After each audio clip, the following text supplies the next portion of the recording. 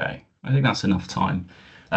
We'll start off with a bit of housekeeping, so we'll go slowly through that and just give everyone else a little bit more of a chance to join.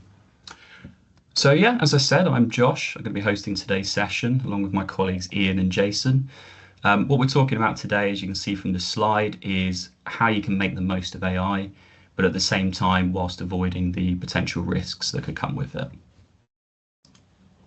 So yeah, starting with a bit of housekeeping. We've set aside an hour for today's session just to be safe. We actually expect we're probably going to need about 30, 40 minutes. So you'll all be pleased to know that you'll get a little bit of your lunch break back.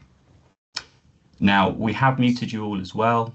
Reason being, just want to make sure the meeting runs smoothly today for our presenters. However, you are able to put your questions in the chat and we are going to come to a Q&A session at the end. So also feel free to unmute yourself when it comes to Q&A if you'd rather chat to us. But just know that today's session is going to be recorded. It will be uploaded to our company YouTube and our website as well. So if you would prefer to just stay anonymous, keep muted and just put any of your questions in the chat. Okay, so quick agenda for today. What we're going to start with is an introduction to AI adoption. So we're going to run through the benefits and also the pitfalls that you could fall into without the right foundations in place before you deploy AI. We're also going to define what AI readiness actually looks like, and then the tools that help you deploy AI securely. And then we're going to touch on the AI risk landscape and the tool Purview, which is going to be talked about a lot today. So we're going to give you some real world examples about reducing AI project risk. Then we're going to talk about the importance of AI governance, and we're also going to give you some models to support responsible AI use. And then finally, some practical takeaways. So we can talk to you about Microsoft-funded workshops to help you get that initial start into the topics we're talking about today, free of charge. And also we've got some really useful follow-up resources. So we've got a white paper that goes into a lot more detail than what we're going to discuss today. So you've got a bit of bedtime reading if that's your thing. And it also includes some checklists as well, so you know the next steps you need to take. And then there's also a follow-up webinar which is focused on just chatting about the white paper with our different heads of departments. So yeah, that's something coming along if you're interested after today. And as mentioned, that final Q&A. But before we get into it, I'm just going to quickly introduce our speakers. So we're very pleased to have with us today Jason. He brings multi-decades of industry experience in cybersecurity. He's worked at companies like Fujitsu and Orange, and he's now serving as our cybersecurity pre-sales architect. Then we've also got Ian. So he spent the last decade designing and deploying M365 solutions. He's worked with companies ranging from Premier League football clubs all the way up to sort of sizable businesses in the financial services sector. And since Purview was released, he has specialized in data security and governance. Right, now just before we get into everything we need to talk about, I know we have a lot of customers on the call today, but I am conscious that some people might not be aware of who Transparity are. So very quick overview. So we essentially help organizations deploy and maintain all of Microsoft's cloud solutions. So over the years, we've been put through lots of rigorous audits, and these are all for the case of ensuring that we can support you across your whole digital transformation journey. And we're very proud of the fact that after a lot of hard work from our engineers, we can call ourselves the UK's most accredited Microsoft partner. Now, that relationship that we've built with Microsoft puts us in a very unique position. It gives us visibility into hundreds of use cases and challenges when it comes to deploying AI. So the whole point of today is we want to share what we've learned in the hopes that it can help you deploy AI safely and securely. All right, now I'd like to hand you over to my colleague, Jason. Good morning, good afternoon even. Good afternoon, everyone. So thank you all for joining. It's also good to see we've got a couple of AI note-taking apps during the meeting as well for people. So good to see as well. First of all, what I'd just like to do is set the scene, essentially. So we speak to many customers who are in the process of adopting generative AI in their organizations and enterprises. We also meet many customers today who are in this, do we wait at the moment until we understand all the risks that come with it, or do we adopt AI as quickly as we possibly can to make sure that we're as competitive as we could be?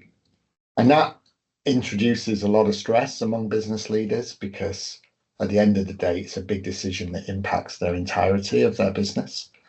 Now, of course, as a service provider, we believe you should adopt AI today, but you also need to understand what the pitfalls and the risks are, and more to the point, how to mitigate those risks when you're deploying Gen AI into your environment. So that's what a lot of this session will be about today, and we'll give you visibility of a lot of the tools are available and the process available to mitigate those risks. So just to talk for a couple of minutes about, just a second, I've got the poll as well, interestingly. So what are those pitfalls? So there are a number of pitfalls you need to be aware of. Just to run through them very quickly. So the idea of deploying AI applications on secure infrastructure, that problem doesn't go away with Gen AI. It still applies as much as you deploy any other application within your environment.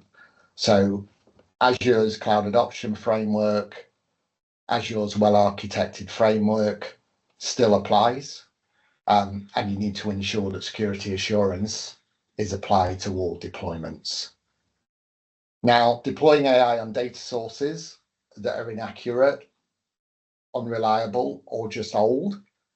So just to give you an example, if a lot of the data in your environment applies to your previous generation of products and services, then deploying Copilot in your environment will mean a lot of answers are given based on your previous generation of products and services. So data lifecycle management, ensuring data is of good quality, is really important to the deployment of Gen AI within your enterprise. Data privacy and permissions is extraordinarily important. We've got a cartoon on this slide that says, here's the CEO salary, by the way. And it's an example we often use because, unfortunately, over-permission data is normally a bigger problem in most enterprise environments than everybody believes it is. We all know, as we share a document within M365, for example, how many of us click the give permission to everybody in whatever company that you're doing when you're sharing a document. So if you do that over a period of time, you end up with a lot of over-permission data. And Copilot or any other Gen AI will find that data, that I can guarantee. So it's a something to consider, and Ian will take you through some of the tools and processes of dealing with that. We've all leveraged AI from businesses where you think, oh, actually the AI bot that's being used takes it a little bit far, and you sit there wishing you could speak to a human. You should take that into account as well. User experience for your customers, your users, extraordinarily important. Make sure you don't deploy AI where actually a human touch or context is required. And also, finally, just on this slide particularly, the use of shadow AI in the enterprise is quite rife in our experience.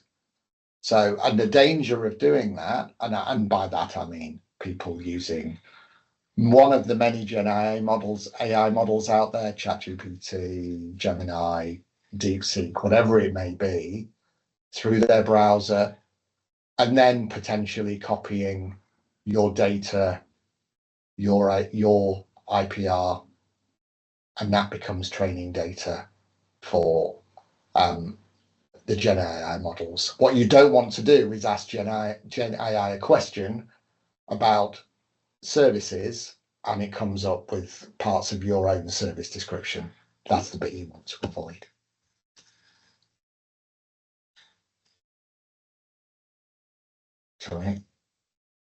So get the balance right is the message that we want to give. We want everybody to leverage the power of AI, but make sure that as you're deploying AI, your data, it's secure, it's private, it's well governed, and you don't lose your data, your IPR through the use of deploying AI. So what I like to do is hand you across to my learned colleague Ian, who's going to take you through a lot of the approaches to make sure that you don't fall foul of these pitfalls, and fundamentally you have a successful AI deployment within your organization. Thank you, Ian. Thank you, Jason. So yes, so I suppose the first part I'd like to talk about really is what is AI readiness? So we kind of hear that you should have this or that, but really understanding, okay, what are the platforms that we need to think about, or what are the pillars that we need to think about? So I normally like to think of it as basically the ability of an organization to responsibly integrate AI into business process. And throughout the kind of what talk that I'll give, it's really these four pillars that I'll kind of keep referencing. So if you think about strategy and vision, so that is, what's your initial use case? What are you hoping to achieve? Now it's very important from a directional point of view, but also from an understanding of if you've achieved that. And we're not saying that has to be mapped out for 5 years, because everything changes very fast. But it's just having that initial idea and having that vision to kind of keep iterating where needed. Now, to support your strategy and vision, people and skills are vital. So have you got employees or people within the organization that understand the vision and can feed back into it? And also the skills to help generate new ideas. And that's not just people part of the project, it's also the people that will be looking to use an AI. So if you're looking to deploy something that you think will shave 10% of kind of time on admin, that's great.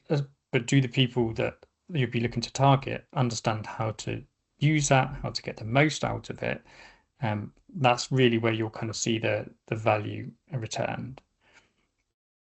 Now, we've talked about it already, and I'll keep talking about it throughout this, but a data foundation.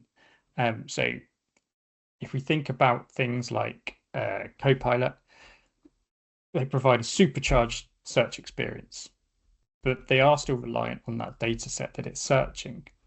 So if you have out-of-date data or you have incomplete data, then it's not going to return what you're looking for. And conversely, if you've got data that's not permissioned correctly, then you could essentially leak data that you don't want. And then also, Jason touched on it earlier, but what's your infrastructure to support your AI? So if you're running that on Azure, do you have the correct infrastructure to keep it running? So have you got capacity? And not only capacity, but is it safe? So, all those normal rules in terms of updates and threat protection in Azure apply to that infrastructure, keeping your AI there. So is it essentially able to keep running both capacity and from a security point of view? And I would just like to say, we're not saying that you have to have all of these completed. that's probably not valid really in many places work or many companies we go to work with. It's just having an understanding of the starting point for each of these and how we can kind of develop those. Because readiness is a layer, so it's multi-layered. We're not saying everyone's going to have everything all at once. What we just want to know is a good cross-section has been considered, is kind of the foundations are in place. So if I look at this from a, say, Copilot adoption, because I'm sure that's kind of the first thing that a lot of people will be looking at. First of all, is our business workflows ready for it? So that could be, if you're putting agentic AI in or Copilot agents, are they going to be able to integrate into people's day-to-day kind of processes? Now that's really important, and it goes back to that strategy and vision of what are you looking to achieve with that. And that might not be anything kind of marquee. It might just be something simple, but as long as you've got an idea of what you're looking to achieve, you can then look at, are those workflows suitable? And then that will give you a platform to kind of go forward. Data readiness, as I say, I will repeat this quite a number of times through the presentation because it is the largest concern for a lot of people. But is that content correctly permissioned? Is it discoverable? And also well governed. So is it understood where that data is and what that data is for? So if we know that you've got workflows that are ready, or you've identified some that you think are suitable, we think the data that is accessible and secure where needed. So then it's okay, well, that security and compliance, which feeds onto that data readiness, have you got an idea? Does it align with a zero trust architecture? So is the hardware or the virtual kit essentially running on the correct infrastructure with the correct settings and the correct security and monitoring to ensure that not only your data, but your infrastructure stays safe and secure? Now, Microsoft has a number of tools that we can use for this. I'd highly recommend people having a look at some of these that suit to them. So for instance, if we're looking at Copilot readiness, there are reports available within the MEM365 Admin Center, especially if you started looking at, say, a proof of concept, or you've got a couple of trial licenses, and you've got to let them assign them out to some users for some test cases. You can look at the usage, the adoption, and kind of also what agents are permitted. So what can Copilot try and connect to outside of directly your data, or try and have a bit more autonomy around. Now, the usage and the kind of adoption is very important to feed back into that people and skills, because it may be that from those reports you can say, well, okay, well, actually these people are using it quite a bit, and then you can get the kind of understanding of why that is and the value that they're seeing, which can really help drive kind of ideas across the organization. And the data risk assessments within Microsoft Purview. So here we can, even before you start, gather insights really across Microsoft 365. The most common being, so if we look at, again, Copilot kind of lens, if we're looking at your data mainly in SharePoint, we can look at your most active sites. We can find sites that have sensitive information stored. And the one that generally we see the most of is sites that have sharing links that are too permissive.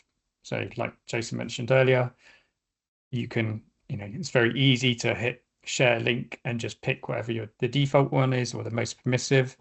But that can lead to obviously issues further down the line where people have over provisioned information that they can kind of find. Now, this is not saying these AI agents or Copilot are going to create new permissions. The user would have already had these permissions. It just supercharges their ability to find it. So it's a really useful tool. before you're starting to understand where if you're running a limited pilot, so just locked down to a couple of sites, you can essentially look at the ones on there. Or if you're conversely just looking to exclude some of the most high profile sites, so say like a HR site, etc., then you can essentially look at the sharing links and trying to clean those up before you let anything onto them.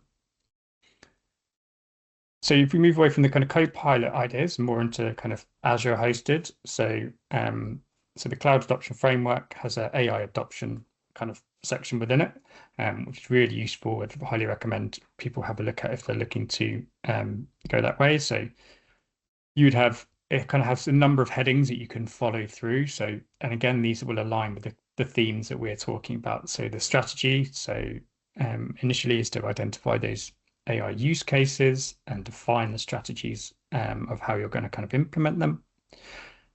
Planning would be the AI resources, AI skills, and ready is establishing governance and reliability. Now it's I'll talk about it a bit later, but it's really important that we kind of you get that governance side ready before you even start. And then you have the govern part itself, so the assessing risks and policies and the monitoring of those, managing the operations, the deployments and cost of those resources, and then secure, so the ongoing detection of security threats and things like that. Microsoft have, as I say, a great write-up on all of these. I'd highly recommend you have a look. And then finally, a really nice kind of readiness tool or a framework that you can look at is Microsoft's own responsible AI standards, V2, I believe it is now. So this is a kind of an internal framework that Microsoft have which they published, which can be used as a template for you to have a look at, get an understanding of how another organization has done it, and it contains, again, a lot of the things that you'll want to do, and I'll cover a little bit more a little bit later on. So we talk about risks. So what are the risks that we're essentially getting readiness for or to try and protect against? There are obviously more than these, but these are the highest kind of priority ones that we see. Data leakage. Now, I said I'd keep saying it, but that will be the kind of most prevalent one that most people will see. So this can be in a number of forms. So it could be surfacing inappropriate content. That could just be someone asking an innocent question and kind of having something like, you know, the CEO salary kind of reported back. It could be malicious, but also it could be more nefarious in things like prompt engineering. So kind of using the prompts for AIs to try and pull information, whether that's just through kind of native language or injection. Hallucinations. So this is really generating inputs that are incorrect or nonsensical or factually untrue, even if they might appear so. Now, why is this kind of a risk? Well, it can essentially erode trust in how the AI will respond, and really that can then hit adoption, and you kind of lose out on the original reasons you were trying to implement. So it's important, as much as a kind of security point of view, it's important to keep a trust of the results that you get back from an AI model. Model bias. So AI is not immune to bias. Depending on the training of the data set, it's always going to take on board any kind of human bias, unintentional as it may be. But yeah, things like unfair bias outcomes, and again, it can just lead to a loss of trust in what you're trying to achieve. And then regulatory kind of compliance or non-compliance. So this becomes kind of almost more important when you have a thing like something like an AI or Gen AI tooling, things like data privacy, and also most importantly, the kind of accountability and the transparency of what your AI tooling is looking to do, and being able to report out on that. So that's really important. So how do we look at some of these with a kind of tooling? So my favorite subject, I'm not sure it's many others, but Microsoft Purview. So Microsoft Purview is really a collection of tools, and some of the key capabilities really overlap well with an AI kind of preparation and protection. So something like information protection, so the ability to label your kind of data, that gives you immediately the governance or the kind of oversight of what kind of data is being accessed.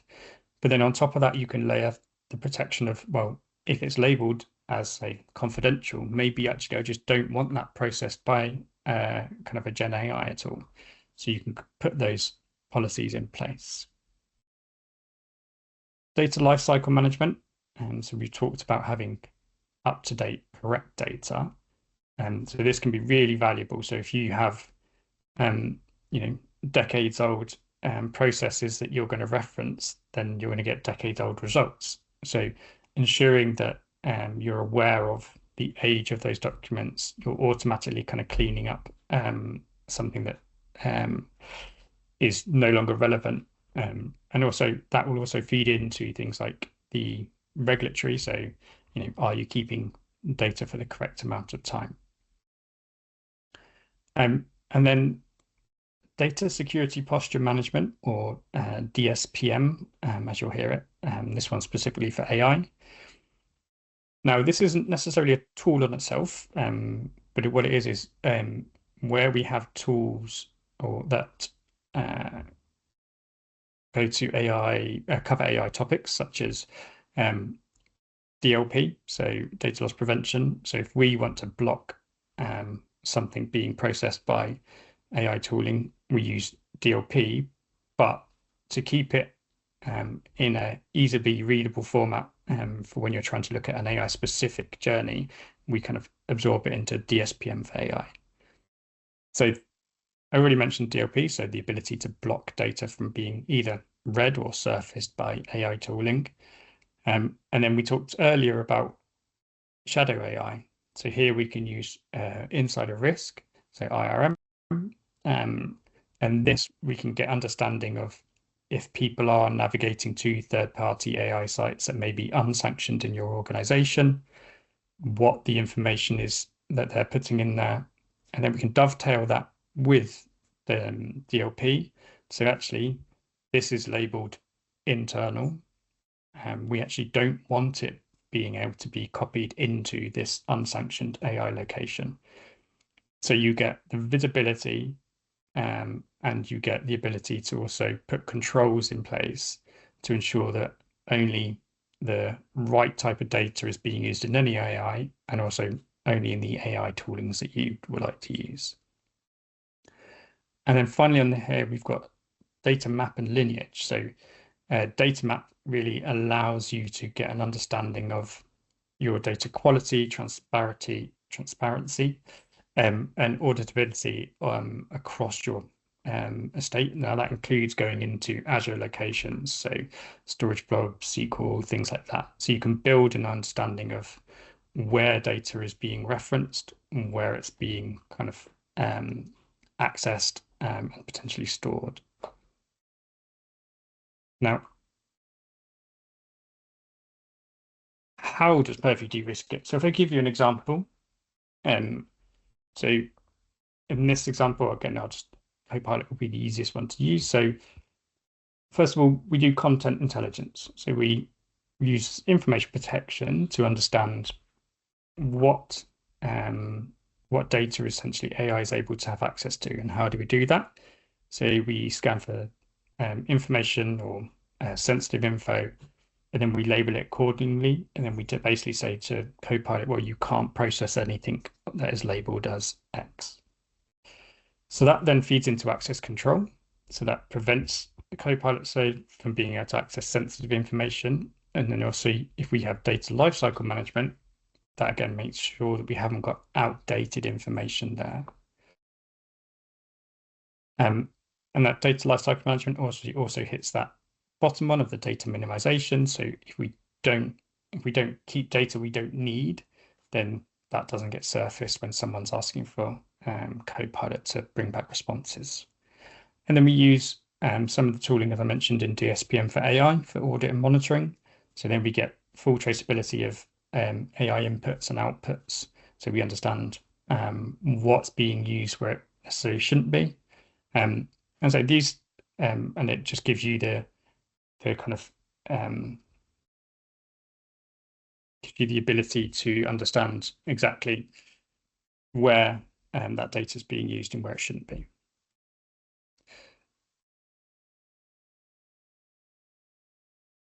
So let's just skip through. So why does AI governance matter? So we talked about a lot of the controls and the tooling. So let's just talk about kind of why AI governance is something separate. So really, we want to think about the principles of the guardrails that we're putting in place. So going back to some of those tools we mentioned earlier, or some of those concepts, we want fairness, accountability, and transparency, so kind of ethical principles. We also have legal requirements, so those regulatory requirements, and the organizational trust. So is that AI both trusted as a user within the organization to understand that the information it gets out is correct? And then from an organizational point of view, do you trust that the information that's being requested is the correct and valid? So I mentioned the responsible AI standards earlier, and it's a really good framework to have a look. So Microsoft have it available on their site. You can have a look. It's about 27 pages. It's not the easiest read, but it's not the worst either. But that looks at the framework of things like fairness, the reliability, privacy and security, inclusiveness, transparency and accountability. So all of those concepts that we've kind of talked about, it helps solidify those. So recommend go have a little look at those. And what are some of the tooling we can use for governance?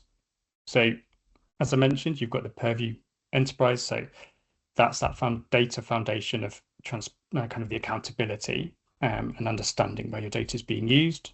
If you're using custom Azure deployments, we have things like prompt engineering guardrails, kind of you always have grounded data, and there's a really good kind of open source resource you can use called the Responsible AI Toolbox.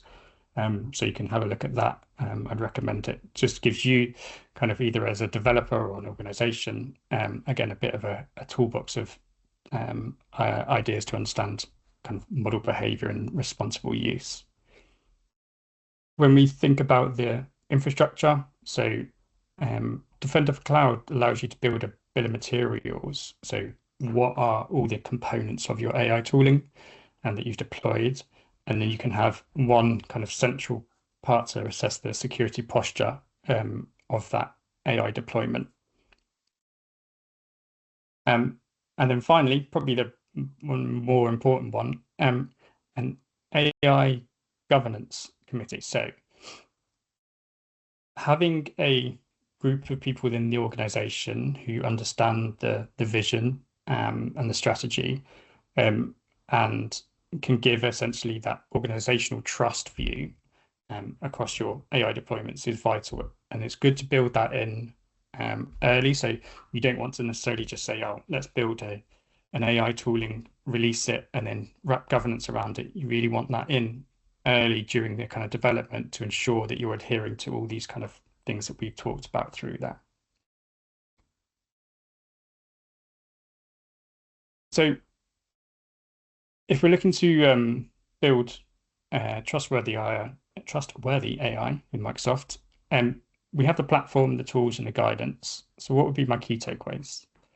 So start before you've even deployed, you can just start getting AI ready. So have a look at your people, the data, the infrastructure, and just get an understanding. We're not saying it has to all be complete, but just understand where you might have challenges, and then that will really help you going forward.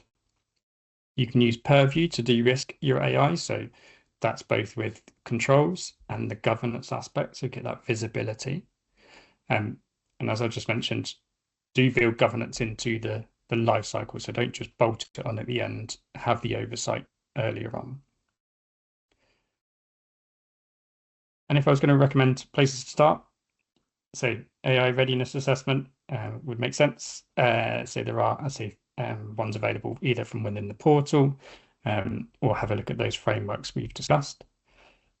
Evaluate your Purview deployment. So either you may have some components deployed, in which case just to have a look at what you've got. You may not have any at all, and that's fine as well. So you don't need to have the entirety of Purview deployed before you start your journey. Just say, if you understand your data and infrastructure, we can then tailor the idea of how much you might need to kind of plug any gaps you have with Purview in order to get you up and running.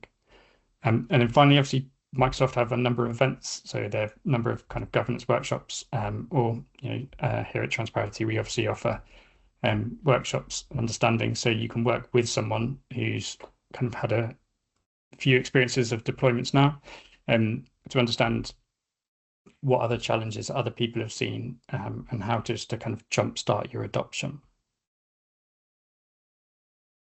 So I'll hand back to Josh.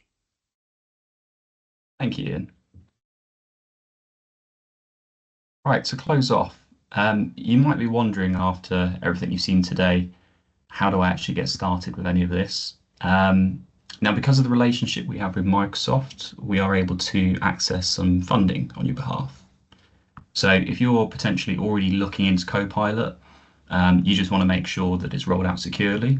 We have dedicated workshops, depending on sort of how far into that journey you are.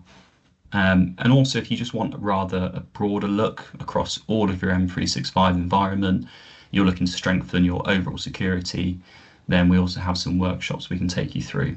And again, these are sort of free of charge as they're funded by Microsoft. We also have a couple of follow-up resources for you as well today. So I think it was mentioned earlier, we have a white paper that touches on everything we've talked about today, goes into a lot more detail, covering everything from data, AI, governance, Azure, and it also kind of gives you some clear next steps as well. So if you are a little bit lost and you just want a bit of a checklist to tick off, yeah, you'll have that in the paper. And to wrap everything off as well, we have a webinar coming up in a couple of weeks' time, which is going to discuss the findings of the white paper with our heads of department. It's going to be an open sort of discussion, so feel free to ask your questions and just make your head a little bit clearer on the findings of the white paper. All right, so yeah, we just had a poll pop up. If you wouldn't mind just letting us know if you'd like to have a bit more information, and we'll be in touch after the webinar.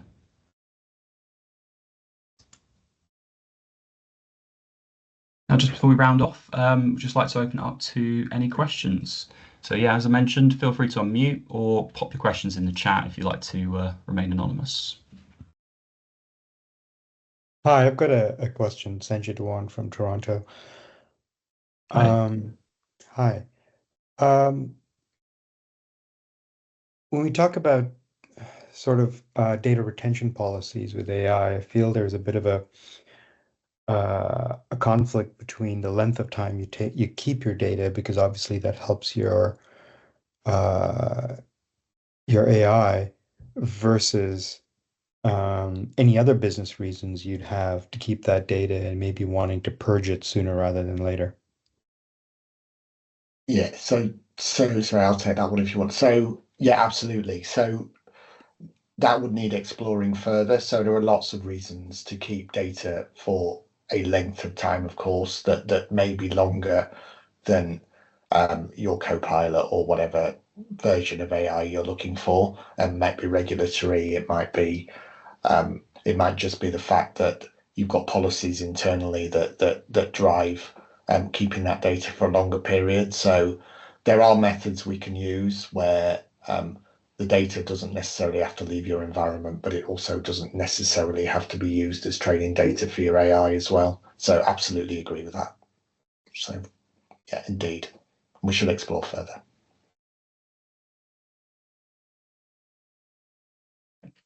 Someone asked as well earlier if they will get a copy of the slides. So yeah, we will be following up afterwards, giving you the copy of the slides and also those resources that we talked about as well. We've got one other question as well. Someone here is a keen sort of developer who's used a number of AI solutions for the NHS using Google. Appreciate we're a Microsoft company, but just wondering what are the similar products when it comes to Google?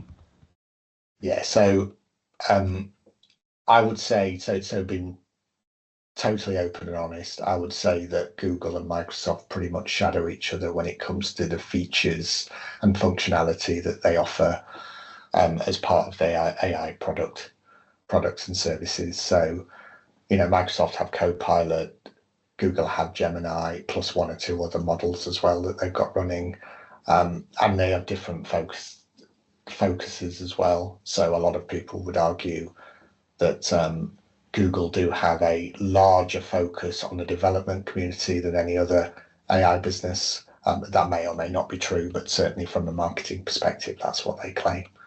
So, but yeah, again, we appreciate that there are other platforms out there other than Microsoft, and also we're open to the fact that they are competitive platforms as well. I hope that answers your question, but there are lots of products out there. He's asked to follow up actually, what is their version of Purview? I don't know if you know it by name, do you? No, I don't actually. I don't know if Ian does. No, I have seen it once, but yeah, it does elude me. If you give me 2 seconds, I can load up my Google environment and check. But yeah, I say I think I've never tried to use the Google tooling to as much depth as Purview. Obviously I am a Microsoft specialist, so I will always say that. But the integration I find slightly easier with the kind of Microsoft Purview side. But yeah, not really used the Google one extensively, I'm afraid. We've got another question as well with regards to over permissions. So in your experience, guys, if a user with a Copilot license has their permissions revoked, will this immediately impact their ability to access this data in Copilot? Is there any delays before the change takes effect? And is any data temporarily cached by the system? So I'm assuming here the question is if it's not remove the Copilot license, but remove their permissions. So the permissions check is run when they query it. If I ask what is the CEO's salary on a question, and it essentially Copilot will check at the moment of me asking the question if the permissions are up to date. So there shouldn't be much of a delay in terms of changing the permissions. Obviously, if they've already asked for it, then they've kind of already got access to it. But if they've previously got access to it from clicking it like a document link, once you change the permissions, then they won't have access to it in the future. Okay, brilliant. Hope that answers your question. Are there any more questions? Oh yeah, we just had one pop up. Can you deploy Copilot agents to people who don't have a Copilot license? I don't think agents are based on user licenses, are they? I don't think, Ian. It's consumption. So generally it would go pay as you go for consumption. So there are pay as you go options for agents. If you had a Copilot license, you wouldn't kind of consume that as such. But yeah, think of it just like a pay per consumption. Yeah, indeed. There is a calculator out and about somewhere as well. Just to add to that as well, Microsoft have recently, just in the last few days, actually announced some security uplifts for agents as well. So now we can treat agents much in the same way as users when we're looking at a zero trust point of view. So the fact that we can apply advanced permissions to agents is a big benefit to that space as well. So and also kind of conditional access and all that kind of good stuff as well. So yeah, it's an area that's moving very swiftly at the moment from an advancement point of view. Brilliant. All right, thanks, guys. Any final questions? Oh yeah, we've got one. How easy is it to integrate Copilot agents with service desk providers that aren't in the list of templates available today? Ooh, that one's probably one for our AI It is. guys. It is. So yeah, we can find out and kind of follow up, but yeah, I wouldn't know the integration side, I'm afraid. So there is another webinar later in the month, isn't there, delivered by our AI practice. So it would be worth keeping an eye out for that, because that's very much a question for that webinar, to be honest. Yeah, exactly right. I've got the date of that as well. It's the 14th of August, 12 till 1. There'll be another virtual webinar, and we'll follow up with everyone afterwards so you have the details. Oh, here we go. Can you use pay-as-you-go Copilot Studio? I think that's someone responding, isn't it? Saying they can use. Yeah, it is. Oh, yeah, sorry. Yeah, My mistake. absolutely. Absolutely. Any other questions then?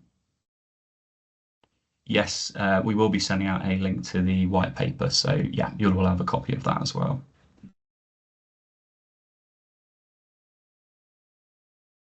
Any more questions? Okay. All right, I think we're done. So look, thank you everyone. Really big thanks as well to Ian and Jason for sharing your insights today. If you would like any more info, as mentioned, we're going to be sending things out afterwards. So yeah, details will be coming your way. Thanks again, and enjoy the rest of your day.